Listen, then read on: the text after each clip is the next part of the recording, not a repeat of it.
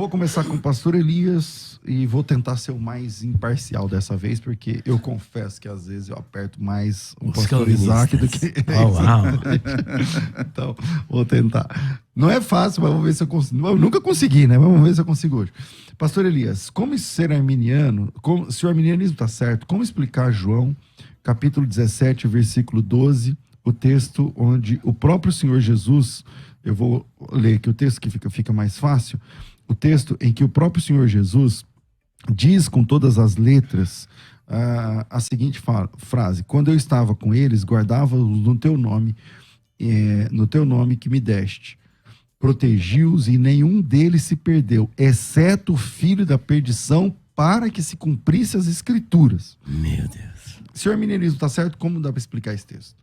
Esse texto, ele gravita em favor do arminianismo. Por isso que dá para explicar o arminianismo e dizer que ele está correto, porque longe da interpretação calvinista de que esse texto esteja falando sobre a predestinação de Judas Iscariotes ao inferno, porque nós não temos nenhum texto na Bíblia que diz que ele é um predestinado ao inferno. Não há como provar no Novo Testamento, nem no Antigo Testamento, que Judas estava predestinado a ir para o inferno, predestinado à condenação eterna. Logo, esse texto, ele favorece a visão arminiana. Eu vejo ele até como uma bênção aí toda a Bíblia é uma bênção, né? Mas ele, no que diz respeito à visão arminiana, é uma maravilha. Ele milita em favor do arminianismo. Então eu não vejo nenhum problema, porque eu não vejo Judas como predestinado ao inferno, e não tem um só texto que diga que ele era um predestinado ao inferno. Principalmente esse aí vai falar a favor e não contra. Vamos lá, pastor Isaac. A questão aqui, as pessoas batem muito, ou até os calvinistas mesmo, escolhem aí o termo filho da perdição para fazer o seu argumento. Mas a questão aqui, além disso, além da expressão filho da perdição, reside depois do versículo, depois do filho da perdição, para que se cumprisse a escritura. Judas estava predestinado, se não para o inferno, eu acho que é esticar a corda um pouco, mas Judas estava predestinado, mais uma vez, não estou advogando aqui a salvação de Judas, que ele está no céu, não, nada a ver. Mas Judas estava predestinado a ser o traidor. Nós vemos isso mencionado por Pedro, lá em Atos 1. Nós vemos a remissão ao texto dos Salmos, falando aquele que põe a mão na botija, esse será o que me trairá, aquele meu amigo vai me trair. João 13 menciona isso: eu não estou falando a respeito de todos vós, pois conheço aquele que escolhi, mas é necessário que isso ocorra para que se cumpra a escritura. Aquele que partilhava do meu pão levantou-se contra mim. Uma referência clara a Judas. Então, a questão aqui é que Judas estava predestinado a ser o traidor. E sendo o traidor, caindo ali do seu chamado de apóstolo, obviamente nós entendemos pela narrativa bíblica de que ele se perdeu porque traiu Jesus, depois teve aquele remorso sem arrependimento e se matou. Ok, pastor Elias.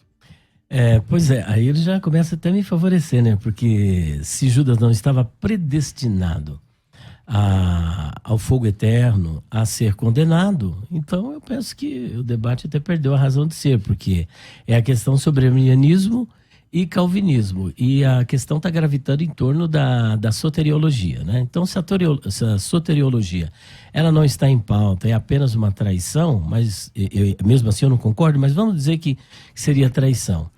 Judas perdeu a salvação porque ele traiu Jesus ou porque ele não se arrependeu da traição que ele praticou? Porque se o fato dele ter traído Jesus é que levou ele ao inferno, Pedro fez pior do que ele. Pedro não só traiu, Pedro na hora mais, digamos assim, mais angustiante de Jesus, em que ele estava preso, sendo ali julgado, foi perguntado a ele: você andava com esse homem? Não, eu não conheço esse homem. Depois, não sei quem ele é. E por último, de acordo com o texto grego, ele diz o seguinte: juro por Deus que eu não conheço esse homem, eu quero até que ele me castigue. Se isso aí não é uma traição, negar, depois de toda a experiência que ele teve, ele ainda negar que conhecia Jesus, então não é o que ele fez que o levou ao inferno, mas a sua falta de arrependimento sincero e verdadeiro que o levou. Então ele caiu da posição em que ele estava. Judas era salvo, e é o que eu defendo aqui. Por que esse versículo, que é o nosso texto, é João capítulo 17, versículo 12. Então nós vamos trabalhar a questão de Judas dentro desta passagem bíblica. Por que essa passagem não milita contra o arminianismo? Porque ela nada tem a ver com a perdição eterna, e isso foi confirmado pelo pastor Isaac aqui. Agora, quando se diz assim, olha, para cumprir as escrituras o quê? Dele ser um perdido ao fogo eterno? Não tem campo, não tem cenário para isso. E eu vou dizer por quê. E que escritura estava cumprindo então ali? Vamos ver. Eu vou mostrar agora. Olha só que interessante. Isso aqui é uma novidade que, inclusive, eu trago no nosso livro aí, Perguntas Escatológicas Difíceis de Responder, que não é que eu descobri a roda, é que a maioria, ou praticamente todos os calvinistas e arminianos, nunca pensaram no que eu vou apresentar agora. Eu nunca vi em nenhum livro. Então foi vamos lá, desde o cristianismo até agora, desde o início da igreja até agora que tu vai ver isso. O Elias que descobriu essa. E não pode acontecer isso? Pode. Tá bom, vamos lá. Pode. Eu não sou ninguém especial. É uma leitura. Vamos ver se é razoável. É razoável, agora, não é plausível. A propaganda foi boa, agora vamos ver. Plausível e bíblica. Isso não é nenhuma petulância, nenhuma arrogância, porque Imagina. Qualquer pessoa pode ler a Bíblia e descobrir algo. Eu falei, nossa, muito embora ninguém nunca conseguiu. Nunca tenha visto, nunca tenha percebido. Leu, porém não percebeu. Olha só. Aqui no 17:12 está escrito assim, olha.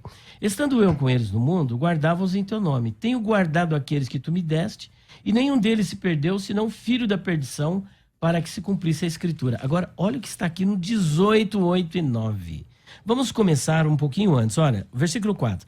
Sabendo, pois, Jesus todas as coisas que sobre ele haviam de vir, adiantou-se e disse-lhes, a quem buscais? Quando ele estava sendo preso lá no Getsemane.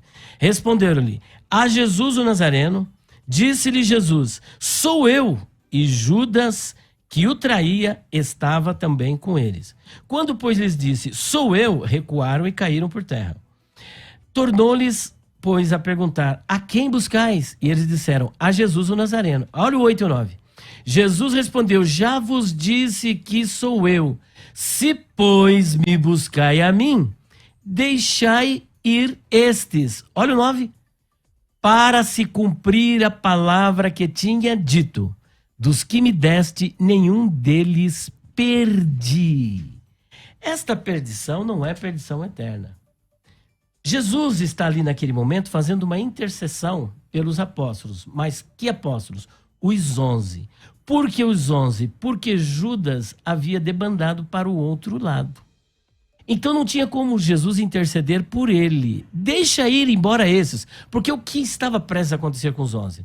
Serem presos e provavelmente também serem condenados. Falou, não, vocês estão buscando a mim. Não precisa prendê-los. Solte eles e prendam apenas a mim. Para se cumprir o que ele havia dito. Nenhum se perdeu, a não ser Judas Iscariotes. Porque Judas não tinha como ele interceder. A perdição de Judas estava ligada a quê? Aquela prisão do momento no Jardim do Éden. Ou melhor, lá no Getsemane. Portanto, esta passagem de 17:12 é explicada por 18, 8 e 9. Se não, quando diz a senhora, para se cumprir as escrituras, que escritura? Pastor César, busque no Antigo Testamento algum texto que seja vinculado a esta passagem do 17:12 que diga que Judas Iscariotes eram perdidos. Eu procurei, encontrei algumas.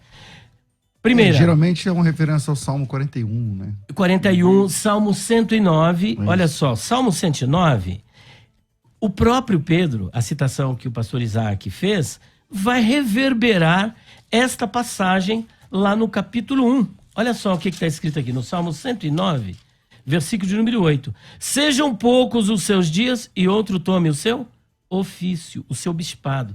O próprio Pedro vai fazer referência a esse texto, mas nunca apontando ele como um perdido. Outro, o capítulo de número 41, versículo de número 9. Aqui até favorece o arminianismo. Olha só, o que diz aqui no 41, 9. Olha que interessante. Até o meu próprio amigo íntimo. O que ele era? Amigo íntimo. Quando Jesus está sendo abordado ali no Getsemane, o que ele diz para Judas Iscariotes? amigo. O que você veio fazer? O bocado molhado, do ponto de vista da tradição, da cultura judaica, era dado para o melhor amigo, para o amigo íntimo. E aqui ele é chamado de amigo íntimo. Judas era salvo. Judas não era um predestinado ao inferno. Ele era salvo. Infelizmente, ele se perdeu, como pode acontecer com qualquer um. Ok. Pastor Isaac. A venda do peixe foi boa, mas o argumento acho que me favorece mais do que o lado contrário, porque ele diz que Jesus guardou os 11. Jesus guarda no nome do Pai os 11. E o Judas predestinado a trair e, consequentemente, não salvo, consequentemente, mostrando na sua atitude. Então, mas ele fala que ele não era salvo ali. É porque ele já tinha caído um pouco antes, então, mas é que ele era salvo e caiu. Tudo bem. Vamos terminar aqui. A questão é que nós, os salvos, são guardados pelo nome de Jesus. Não há principado, potestade, altura, largura, não há nada que possa nos separar do amor de Deus em Cristo Jesus. Ou seja, Judas não poderia perder a sua salvação, essa é a questão. Judas não perdeu a sua salvação porque nunca foi salvo. Por quê? Porque é aquela velha história. Se as minhas obras, a minha capacidade, se sou eu que mantenho, por assim dizer, a minha salvação, então a salvação é pela fé em Jesus Cristo, mais alguma coisa. E isso é a receita básica de uma seita. Claro, os arminianos não pregam isso, mas o ponto de vista calvinista é que a salvação, isso nós vemos em João 6, a salvação é garantida, dada, e um dia há de ser confirmada, como relata Romanos 8, pela mão de Deus e pelo seu poder, pelo seu propósito, pela sua predestinação. Judas, apesar de todos esses títulos aí, amigo íntimo, inclusive Jesus, parece que sendo ali irônico, quando chega, amigo, porque viestes, sabendo do que estava tramando Judas e o que iria fazer agora. Porque se Jesus não sabia, vamos aqui manter o suspense que Judas vai cair ou não vai cair, vai se perder ou não vai se perder. É um negócio meio esquizofrênico. Judas estava ali, foi escolhido por Jesus para ser um dos 12, andou com Jesus justamente para ser o traidor. E mesmo andando com Jesus, mesmo estando ali e dando provas ao longo do seu ministério, dando provas de que era mal, porque o texto vai mencionar Judas pensando nos pobres, mas sendo ladrão, como o texto menciona, mesmo estando ali debaixo do auspício de Jesus, ele era mau, era o traidor, mostrando assim, a narrativa bíblica vai mostrando a decadência de Judas até a sua traição final e a consumação da sua morte através ali do remorso e o suicídio. Então, o que garante a salvação não é a perseverança, não obstante o crente ter que perseverar. Isso aqui é outro assunto. Para o calvinista, isso é outro assunto. Não é, porque você perseverou, você foi salvo. Não é isso. Mas o salvo mostra que é salvo perseverando. Essa é uma questão. Mas a salvação em si, ela é obra de Deus, garantida pelo Espírito Santo de Deus e realizada pelo Senhor Jesus. Então não existe aí a condição para o homem a ganhar ou perder e ficar essa inconstância toda aí. Pastor Elias. É bem interessante o pastor Isaac. Pastor Isaac, a Bíblia diz o seguinte, lá em 17:12. Enquanto eu estava com eles, eu os guardava. Quando Jesus fala que os guardava, não está falando de 11, está falando de 12. Todos eles eram guardados. Mas dos que tu me deste, primeiro, ele foi dado pelo Pai, ele foi escolhido por Jesus, ele era salvo. Dos que tu me deste, que eu guardava em teu nome, ele era guardado. Nenhum se perdeu. Desse colégio apostólico, eu guardava todos. Mas um acabou se perdendo. E essa perdição não está ligada a perder a salvação. Está ligada ao que aconteceu ali no horto, como nós acabamos de explicar. Agora, que Judas era salvo, primeiro, ele creu em Jesus. Capítulo 6, versículo de número 70. Jesus o escolheu, ele creu. Pedro falava em nome do colégio apostólico. Olha só o versículo de número 69. João, capítulo 6, 67 a 69. Está escrito assim, pastor. Leia os 70. Eu vou ler, mas o 70 foi o primeiro que eu citei. Tá pensando que eu estou fugindo dele? Porque é aí que tu vais ver, meu querido. Olha lá, ó. Então disse Jesus aos 12, quereis vós também retirar-vos? A quantos? Aos 12. Respondeu-lhe, pois, Simão Pedro, falando em nome do colégio apostólico: Senhor, para quem iremos nós? Tu tens as palavras de vida eterna, da vida eterna. E nós temos crido e conhecido que tu és o Mashiach, o Cristo, o Filho de Deus. Agora o 70. Respondeu-lhe Jesus: não vos escolhi a vós os 12? Então ele era um escolhido. Porque quando nós falamos de escolhido no Novo Testamento, a primeira coisa que o calvinista diz é o seguinte: é chamado, mas não é escolhido. Aqui ele não foi apenas chamado, ele foi escolhido. Não escolhi. Para ser apóstolo. Não escolhi eu, vós, os 12. Olha só, os 12. E um de vós é um diabo. Ora, se ser um diabo significa que ele era um perdido, um predestinado ao inferno, Pedro, idem. Porque ele diz que ele é um diabo, só que para Pedro ele diz diferente. Para trás de mim, Satanás. Satanás e diabo para mim é a mesma coisa. Satanás é o adversário. E o diabo? Vem do grego diabolos, é aquele que coloca um contra o outro. Então, as duas palavras não podem ser entendidas como se Pedro fosse o Satanás e nem que Judas fosse o diabo. Mas a atividade dele aqui era a atividade do diabo. A atividade de Pedro era a atividade de Satanás. Agora que ele era salvo, vamos entrar e resolver logo essa questão. Mateus 19, versículo de número 28. Mateus 19, versículo 28. Está escrito assim, ó, vamos ler a partir do versículo 25.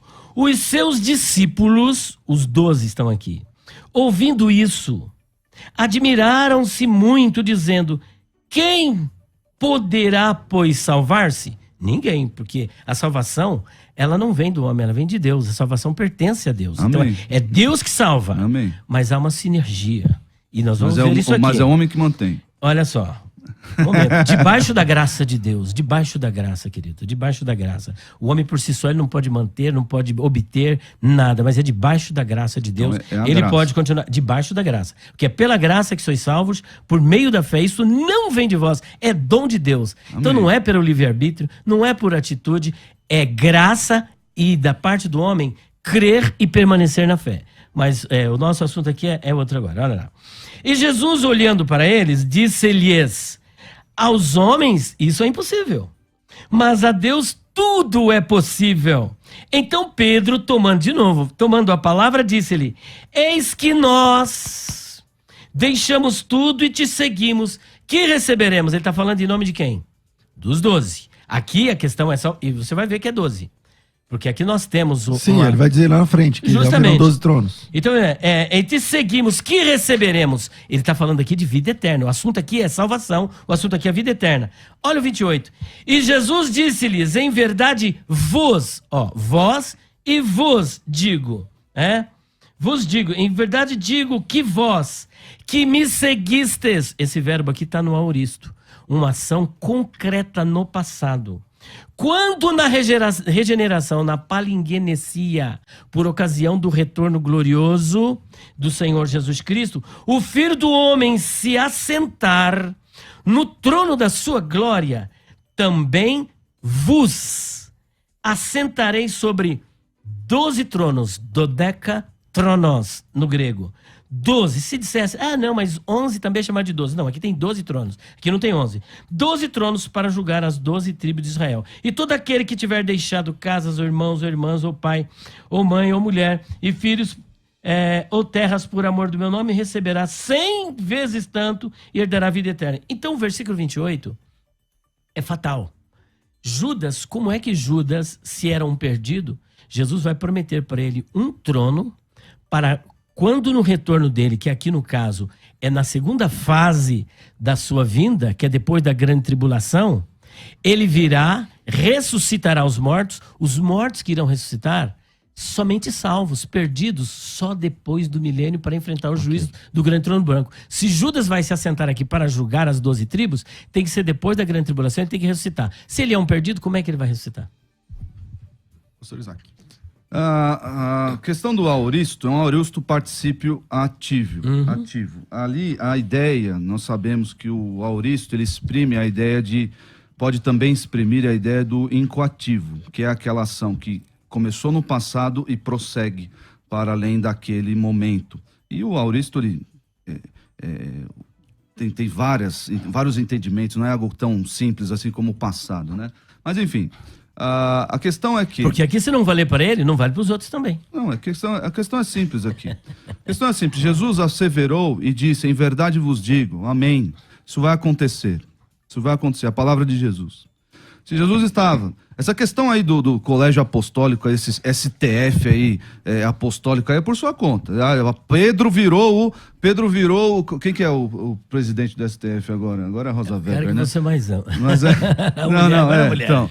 Mas agora, esse STF apostólico é por sua conta. Pedro está dizendo em nome de todos, porque Judas estava lá junto.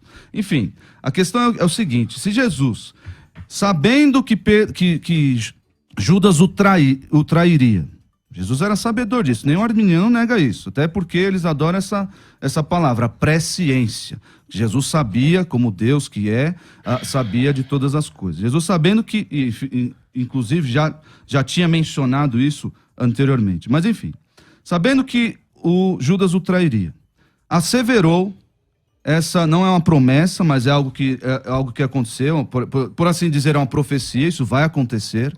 Em verdade vos digo, isso vai acontecer. Não é uma promessa assim, pastor Elias, se você vai sentar no trono se você me seguir.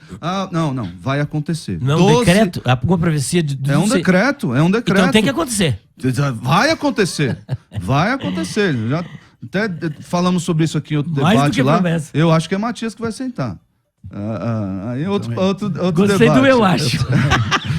Porque há um debate se é Paulo, se é Matias. A gente brinca lá que é meia banda cada um. Mas que haverão os 12 tronos, você crê? Sim, absolutamente. Apocalipse diz isso. E quando Jesus prometeu, quem estava naquela vaga era o Judas. Então, se Jesus, ao prometer, sabedor que Judas o trairia, é um Jesus meio amalucado. Por quê? Fala isso não. Porque se ele... não, é Judas. Agora, aqui é Judas. Judas, rapaz, me traiu depois, mas ele vai me trair. E agora como é... Gente, não é isso. Quando Jesus fala isso, e quando a Bíblia mostra Judas no meio deles, Judas era o traidor, vai reforçando essa ideia, é justamente para aumentar, ou por assim dizer, para mostrar a predestinação de Judas a ser o traidor e para mostrar a sua condenação, ele mal que era. É isso. Não é que era Judas. Eu sei que Judas estava no meio deles. A leitura que nós fazemos. E aquela promessa em primeira mão foi para Judas, então. Judas estava lá. E Judas até poderia entender, não dá para entrar na cabeça dele. E Judas aprendeu isso. Vai ter 12 tronos e eu com eles aqui vamos julgar as 12 tribos de Israel. Mas não foi o que aconteceu e muito menos era o que Jesus intencionava. Por quê? Porque Jesus, sendo Deus, sabia da traição de Judas, sabia de que Judas não se salvaria. Pronto. Aqui Jesus não tinha, obviamente, à luz de toda a revelação bíblica, não tinha em mente os 12 exatamente um por um ali, incluindo o traidor. Então Jesus... Bom, pode falar. Então Jesus se equivocou. Ele está falando para os 12, olha, vós. Ele está falando de alguém que virá, ao auristo. Está no passado. Se não vale para Judas, não vale para nenhum dos 12. Ele não está apontando para alguém do futuro, está apontando para alguém do presente. Até porque ele está preso à pergunta de Pedro. Justamente. Nós que deixamos tudo e te nós seguimos. Aqui, ele não está falando são de os 12, não está falando de Matias. Nós que estamos aqui, olha aqui, Pedro tomando a palavra, ele diz assim, isso é por sua conta. Como por sua conta? Se aqui fecha o colégio dos 12, aqui são 12 tronos. Nós, então, quando são 11 eu falo tronos. em nome de nós... Então aqui são quantos tronos? Então deveria ser 11, mas é 12. Quando ele está falando de nós, ele está falando pelo colégio apostólico. Porque Pedro era sempre que tomava a palavra. Nós vamos ver Pedro tomando a palavra em todos os momentos. Por exemplo, diante do Sinédrio, ele toma a palavra. No dia de Pentecostes, ele toma a palavra. Quando vai falar as pataquadas dele, é ele que toma a palavra. É, porque ele de vez em quando fala as dele. Impossível, assim Você está me mesmo. entendendo? É impossível. Mas agora aqui ele está falando... Não quer dizer que ele fala pelos outros. Bom, isso agora vai ficar por sua conta, tá? Eu vou ficar com o texto, é melhor. Olha aqui, ó. Então Pedro, tomando a palavra, disse-lhe: eis que nós, aqui, ó, nós, remeis, deixamos tudo e te seguimos. Que receberemos? Ele não está falando de alguém que virá, mas alguém, ele falou, olha... E Jesus disse-lhe, Mas em Pedro verdade... Pedro não sabia desse que viria. Espera um pouquinho, olha só. Em verdade... Jesus sabia. Então, mas peraí. Desculpa, pastor. Vamos lá. Se Pedro não sabia, igual o senhor está falando, se Pedro não sabia de que Matias viria e tudo mais, então não estaria Pedro se referindo exatamente aos 12? Justamente, é uma Justamente prova, porque ele não sabia. cabal, Claro que estava. aos 12. Então, E- Pedro se referia aos 12. Mas E de Jesus modo, responde... de modo genérico, não de modo individualizado. Ó, nós todos aqui somos salvos. Quando você faz isso num discurso... Então, já que não é... Você faz isso no Você está dentro da minha discurso. palavra. Já que não é de modo genérico, não são os 12, a quem ele estava se referindo? Por favor, você tem a oportunidade. Quem? Pedro. Aos 12. Claro que é aos 12. Então não é genérico. É os Que é o 12 Judas mesmo. junto. O Judas está ali, então. Mas ele não pensa... É referência a Judas? É referência a Judas? Quem? Que Pedro está fazendo? 12 tem Aos referência. 12. Os 12, Judas aos está 12 incluído. apóstolos, Então é deixa eu isso. continuar, por gentileza. Olha lá. Em verdade, vos digo, Jesus agora, que vós que me seguistes, não é que seguirá, mas que me seguistes, quando na regeneração o Filho do Homem se assentar Me no seguiram e trono... continuam seguindo. Desculpa. Não, mas é o que está aqui, né? Filho do Homem se assentar no trono da sua glória, também vos assentarei sobre dodecatronos, ou Tá. seja, 12 tronos, um por um. Só um momentinho. Para julgar as 12 tribos de Israel. Agora, será que Jesus não sabia que Judas iria traí-lo? Será que o pecado é a de minha Judas... pergunta. Então, agora a outra pergunta é, será que o problema de Judas foi a traição ou a falta de arrependimento? Porque todos aqui eram pecadores. Todos. Inclusive, Pedro, na última hora, foi lá e cortou a orelha do soldado e depois ainda nega Jesus por 3 vezes e ainda reclama maldição sobre si. Então não é bem isso que ele fez que levou para o inferno, mas a sua falta de arrependimento sincero. Só que nós estamos falando do texto aqui. Quando Jesus está falando aqui com Judas, ele era salvo. Jesus não poderia fazer uma promessa dessa para um perdido, para um predestinado ao inferno. Por quê? Olha só, Deus, ele vai te salvar como? Mesmo sabendo que lá na frente você vai se perder. Ele vai te salvar porque a palavra dele não pode mentir, e mesmo você sendo infiel, ele continua fiel. Qual é a conditio sine qua non para que alguém seja salvo? Pode responder. A fé em Cristo. A fé em Cristo Jesus. Ele creu, ele era salvo. Se você creu de coração, você é salvo, independentemente se você vai permanecer ou não. Jesus está falando aqui com salvo. É igual naquela passagem. E arrependeu-se Deus de haver feito o homem. Não é que Deus mudou de ideia. É que... A palavra antropopática. Antropopática. É que a ação de Deus para com o homem, antes do pecado era uma, e depois do pecado era outra. Da mesma sorte, o Senhor salva ele porque ele creu. E como ele era crente, há uma promessa. Agora, depois ele se perdeu, outra história. Pastor Isaac. Mas é uma grande inferência dizer que Judas era salvo por causa desse texto. Por quê? Mais uma vez, não é promessa, é algo que acontecerá. Você falou que é um decreto. É um decreto, vai acontecer isso. Tanto eu quanto o pastor Elias, que é um exímio futurista e escatologista, será que existe essa palavra? Sabe que isso vai acontecer e nós aguardamos esse dia em que os 12 apóstolos sentarão para julgar as nações. Mas aqui era Judas. E nós aguardamos. Mas é um Jesus que diz que isso vai acontecer. Se ele diz que é Judas, então a palavra do Jesus mudou. Porque Jesus se perdeu. Judas se perdeu. Deus. Porque Judas se perdeu. Então, se aqui era Judas e não é mais Judas lá no futuro, então Jesus se equivocou no entendimento aqui. Judas era salvo, aí perdeu a salvação, pegou Jesus no contrapé, vou ter que mudar, vai ter que ser outra pessoa. Então, Jesus, quando diz isso, quando assevera essas coisas, pensa de modo geral e está ensinando os seus apóstolos de coisas que acontecerão. Simples assim. Não dá para inferir a salvação de um homem por meio de algo que no colégio apostólico. Interessante essa interessante, palavra aí. né? Bom, eu tenho que fazer um intervalo e a gente volta já. Voltamos aqui. Quem parou falando? O Isaac, volta aí, Elias.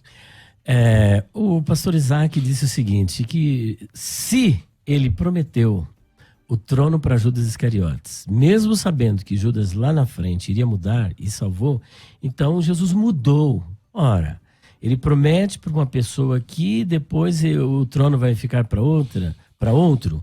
Jesus não mudou.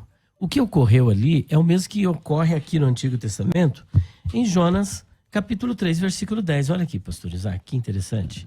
E Deus viu as obras deles, como se converteram do seu mau caminho. E Deus se arrependeu do mal que tinha dito lhes faria e não o fez. Deus, então, aqui, na linguagem, usando aqui a linguagem calvinista, decretou que iria destruir Nínive. Mas depois ele viu as obras dos ninivitas, aí a Bíblia diz, e Deus se arrependeu. A pergunta é, Deus se arrepende? Deus muda de ideia? Será que Deus aqui mudou? É o mesmo que aconteceu com Judas Iscariotes. Ele fez uma promessa de dar um trono, mas a atitude de Judas no futuro foi incompatível, perdeu o lugar do trono. Aqui eles fizeram tudo para serem condenados, mas eles mudaram de vida e Deus mudou a atitude. Portanto, a mudança não está em Deus. A mudança está no homem e na sua relação com Deus. Deus, ele profere o juízo. A partir do momento que o homem ouviu e ele muda de vida, Deus suspende o juízo, o que é interpretado como se Deus houvesse arrependido, porque Deus não se arrepende, ele é imutável. Da mesma sorte, Deus fez uma promessa, mas Judas não perseverou, porque não basta você crer, pela graça sois salvos por meio da fé. Vamos lá para João capítulo 3, 16. Porque Deus amou o mundo de tal maneira que deu seu Filho unigênito, para que todo aquele que nele crer não pereça, mas tenha vida eterna. O verbo pistel ali, crer, não é apenas como tem o nosso pretérito perfeito, creu. Não. É você crer e continuar crendo, porque ali é um particípio presente. A ideia é de continuidade na fé. Judas não deu essa continuidade, por isso ele perdeu. Não tem como dizer que Judas aqui não era salvo e que Jesus não fez uma promessa. Essa promessa só é feita para salvo, porque tanto é verdade que foi feita também para os 11, para os 12, a mesma promessa. Mas infelizmente Judas perdeu a vaga. Talvez para Paulo, mas eu creio que foi para Matias, porque é Matias que foi substituído. Ô Isaac, você não acha que então que a mesma coisa acontece com a graça, que não predestina a pessoa, mas a igreja, por exemplo? Ali ele predestinou o colégio apostólico. Então, um caiu, entrou outro na vaga. Assim é a mesma coisa com a igreja, porque o arminianismo defende isso, né? Que existe predestinação, está na Bíblia, mas ele predestinou a igreja, né? A predestinação corporativa. Não, o que você acha? Eu creio, eu creio, e a Bíblia diz da salvação e a predestinação individual. Salvação é individual, não existe salvação colegiada. Não, eu também creio que é salvação individual. E a eleição, por assim dizer, também é. A questão de Judas é que ele foi destinado a ser o traidor e, consequentemente, se perder das mãos de Jesus, e conforme já estava profetizado e determinado. Lucas 22 diz, porque o Filho do Homem, na verdade, vai segundo o que está determinado. Ele vai morrer. E, na verdade, essa é a história da redenção, o plano de Deus desde os tempos eternos. Nada pega Deus de surpresa. A queda de Judas, ou a traição de Judas, não pegou Deus de surpresa. Deus é onisciente, Deus sabe todas as coisas, Jesus sabe todas as coisas, Jesus é Deus, Jesus sabia que Judas era o traidor, e não poderia, olhando nos olhos de Judas e dizendo, você, Judas, você vai sentar em um dos 12 tronos. E depois, não deu certo. Por quê? Porque o Filho do Homem vai segundo o que está determinado. E se não fosse assim, ele até diz para Pedro, ali por ocasião do motim ali contra a sua prisão, ele pergunta para Pedro, como pois se cumpririam as escrituras, segundo as quais assim deve suceder? Jesus deveria morrer pela maldade determinada, pela maldade determinada por Deus. Não é que só Jesus vai morrer pelos nossos pecados, não, mas tem todo um cenário em que o próprio Deus utiliza, a traição de Judas sendo o primeiro, e ali os seus algozes, tudo isso estava no plano de Deus, e Pedro e os discípulos não poderiam impedir isso. E não é à toa que Jesus pergunta: como, pois, vão se cumprir as Escrituras se você está impedindo que eu seja preso? Então, tudo isso estava no plano. Tudo isso, e a eleição, uma pergunta do pastor aqui, a eleição é individual. Não vai dar tempo de explicar, talvez um outro debate, para fazermos sobre Romanos 9. Romanos 9, que é a divergência de eleição corporativa e eleição individual. Mas a questão é que a manutenção da salvação, é óbvio, na minha perspectiva, eu estou lá perseverando. Tudo porque eu sou salvo. Porque o Senhor Jesus me habilita. Porque o Espírito Santo dentro de mim me capacita a perseverar. A agir, a realizar as boas obras que o Senhor de antemão preparou para que eu realizasse. Mas a questão é que a minha salvação não depende de mim. Porque o texto diz, não depende de quem quer ou de quem corre. Mas Deus de usar a sua misericórdia em escolher alguns para a salvação e, inevitavelmente, alguns para a perdição, como é o caso de Judas. Infelizmente, nosso tempo é muito curto. Eu vou deixar aqui 2 minutos para consideração final de cada pastor Elias Soares de Moraes, suas considerações finais. Muito bem. Lucas 22, 22. E, na verdade, o Filho do Homem vai segundo o que está determinado. Determinado para quem? Para Judas ou para o Filho do Homem? Para o Filho do Homem. Não tem uma passagem na Bíblia que diga que Judas estava determinado a cair, a pecar, a ir para o inferno. Isso é uma inferência. Bom, como vimos, não tem como escapar de Mateus 19, 28, onde Jesus promete um trono para Judas Iscariotes e mostrando que ele era salvo e que no final ele se perdeu. Se perdeu, é porque era salvo. Se caiu, é porque um dia esteve em pé. E como disse o pastor César um outro dia, Judas não foi substituído porque pecou, porque morreu. Foi substituído porque pecou, porque se fosse porque morreu, os outros também deveriam ter substituído. Se ele pecou e caiu, é porque um dia ele estava de pé e porque um dia... Meus queridos, eu sei que esse assunto às vezes nos leva a indagar, isso não faz sentido, não tem lógica, é difícil, mas a questão é que a soberania de Deus é a soberania suprema, que nenhum de nós nega, que Deus é soberano, não se submete à vontade humana e inclusive dobra os corações e escolhe de acordo com o seu propósito, com a sua vontade. Mas o ser humano continua responsável, como Judas foi responsável pelos seus atos. E aí vem no nosso coração um desconforto. A questão é, meus irmãos, que nós estávamos falando aqui no break, que existem coisas difíceis de entender.